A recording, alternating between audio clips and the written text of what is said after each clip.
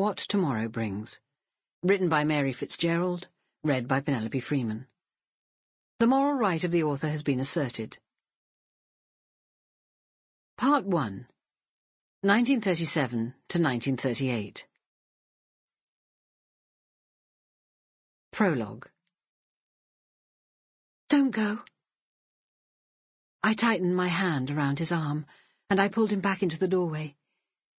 Please, I begged, and didn't mind that I sounded pathetic, and that tears were beginning to run down my face. Stay. Stay with me. No. He shook his head. This is something I have to do. I believe in it totally, and I thought you did. He gently pushed me away, and went to pick up his bag. I gazed at his hand. It was thin with long, smooth fingers, a hand that had never used an implement larger than a pen, and which would be required quite soon, if what he said was true, to carry and use a gun.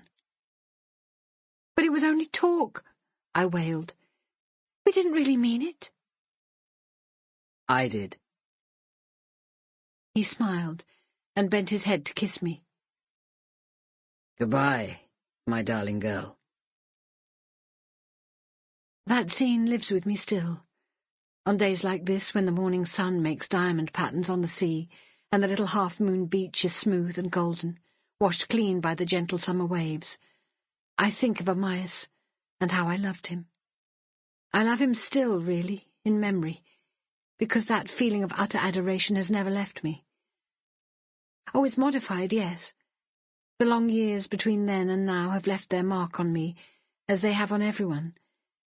Yet if by some miracle he walked into this room today, I would still see him as I did, and feel the same. Can you love someone and despair of him at the same time? I have to say yes. For I loved Amyas from the first moment I saw him on that summer day, when he walked out of the sea and into my life. Later he found another life, other lives, other loves. But for me he was the only life, the only love. Chapter 1. Cornwall, 1937. I was at the house by the sea with my younger sister Xanthi. Poor Xanthi, always unlucky in love, and this time so distressed by the callousness of her latest beau, that my mother begged me to take her away from London. Go to Summer's Rest, my mother had said. We had come into Father's study so that Xanthi wouldn't hear us discussing her. That's what you must do, Seffy, darling. Take her on long walks, wear her out so she's able to sleep. That way she'll get over that despicable man very quickly. She'd sighed and patted her immaculate iron-grey hair. How she gets into these scrapes I'll never know. After all, with her looks, she'd have no trouble in finding a suitable husband. I can't, I protested. I've only just started my job. What will they think of me if I clear off now? Mother had shrugged, bewildered by my objections.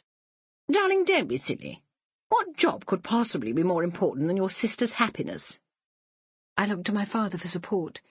He'd been the one who'd got me the job via a friend of a friend, and I was loving it. Working on a national newspaper and being at the heart of everything was what I'd dreamed of, and although at the moment I was a glorified tea-girl, I was positive that some day my talent would be recognised. Daddy, I begged, I need to stay in London. Tell Mother. He was at his desk with the sheaf of notes in front of him, and an open copy of the Iliad beside them. What? He looked up, his eyes huge behind the magnifying spectacles, then back again at his work. Do what your mother says, child. She knows best. It was hopeless. Neither of them would be moved, and the sound of Xanthi's wails from her room on the half-landing made my mother even more determined. So we were here at the house by the sea, where we'd come every summer that I could remember. Summer's Rest had been in the family since my grandparents' time, an arts and crafts house, built before the First World War by my father's father, so that his family could get an August break from the grimy air in Manchester. He was a mill owner and had plenty of money. They did in those days, some of the cotton kings. He ran his mills as sweatshops and had no time. Sample complete. Ready to continue?